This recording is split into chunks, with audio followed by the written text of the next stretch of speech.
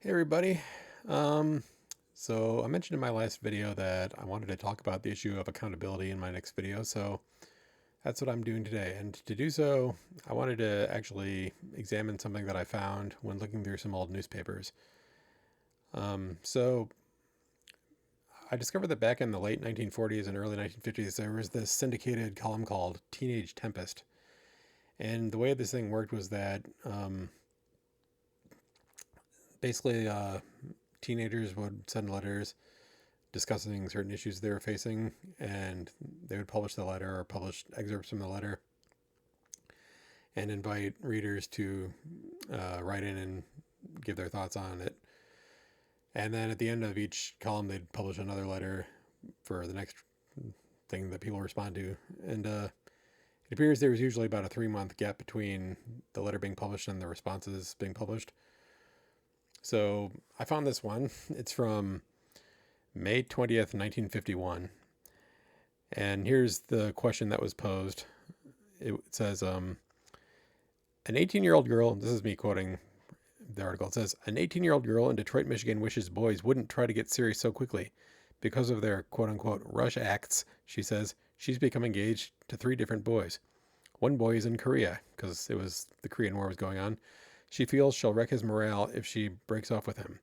The second boy is in a hospital in Washington, D.C. She's afraid to break off with him because it might affect his health. The third boy is in Detroit and getting so impatient with her that he's beginning to threaten her, she says. Quote, it is all their fault, unquote, she writes. Quote again, and I'd like to get out of all 3 engagements, but how can I, unquote. Write to the teenage editor. So that's at the end of this column in May of 1951. And so then they, later in August, they started publishing their responses that they got from people writing in.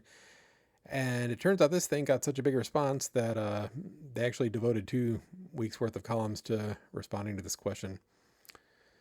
So before I read the responses, I'm going to let you make a prediction. Do you think that everybody simped for her and said, yes, you're right.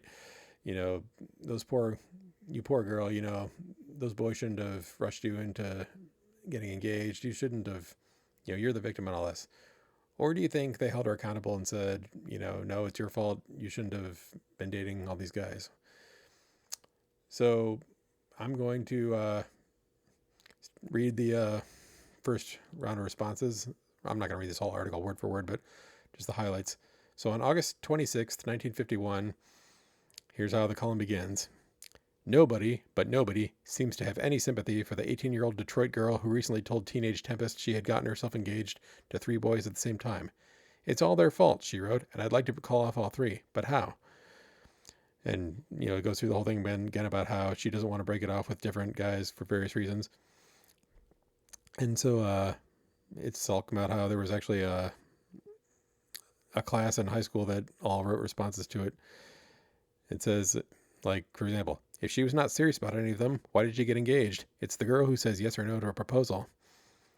Another response is, she must have led the boys on.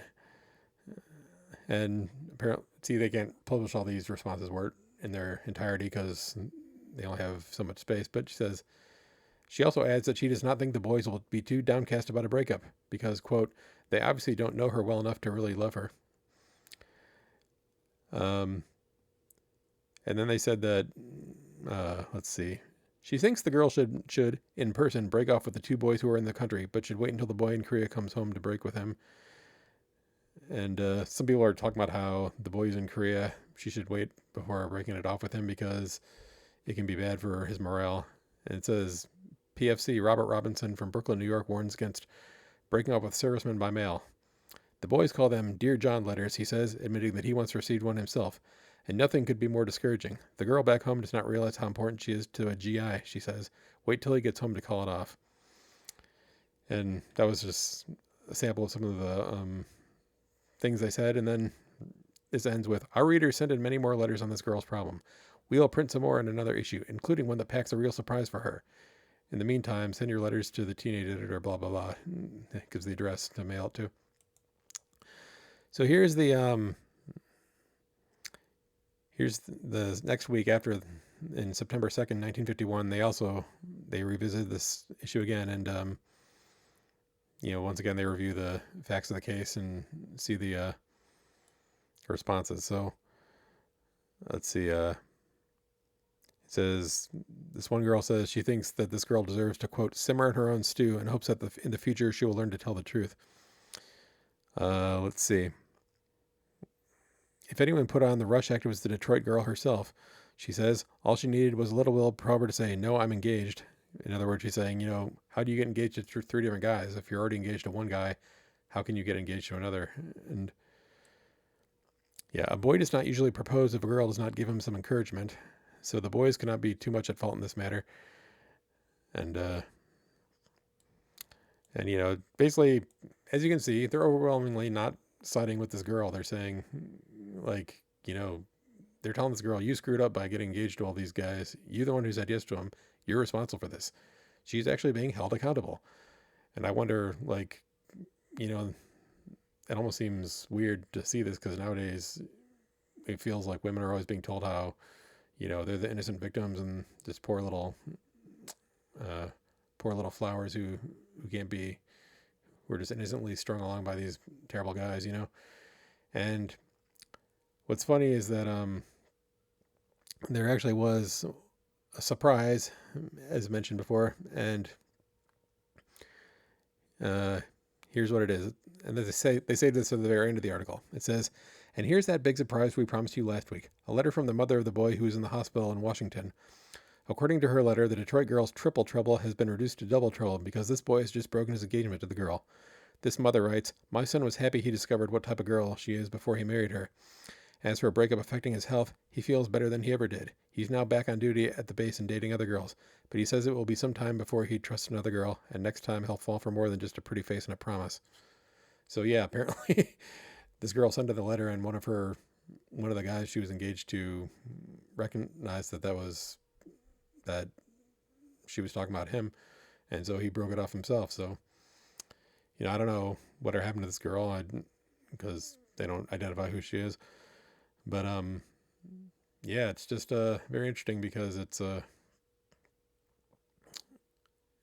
just funny to see how there was a bit more sanity, I think, back in 1951, saying like they recognize that yes, women are the ones who have control, who have power, who have agency over relationships. In America at least, a woman can't be forced to be married. If a man proposes to her, she has the choice to say yes or no. So the fact that she openly says it's all their fault, it's like, no, it's your fault.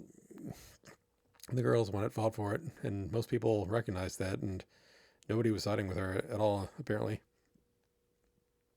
So I just think it's funny because, this is the days before feminism was like deeply embedded into every single aspect of society, and people actually did hold women accountable for their actions. And it's also interesting just that, it just goes against this whole idea that like back in the 50s and earlier, women were just kind of kept down and women didn't have any choices in how they lived their life. It's like, no, they did. Women weren't forced to marry, at least not in most cases. They had, and women were, you don't hold someone accountable if they can't be held accountable. So they were treated as, full adults, as full humans. And, I know that maybe nobody would say that. Maybe the only people who would say something like that are a bit crazy, but it just shows you how the world, even back then, there were women who refused to take accountability, and society in general, held them accountable and told her to face the music herself. So yeah, I don't know. I just thought that was a very interesting little look into a bygone era, and back when dating was still a thing, where marriage was still something that was a lot more common at younger ages, and how some of the dynamics came into play. So I hope you found that interesting too. I'll just leave it there and talk to you later. Bye.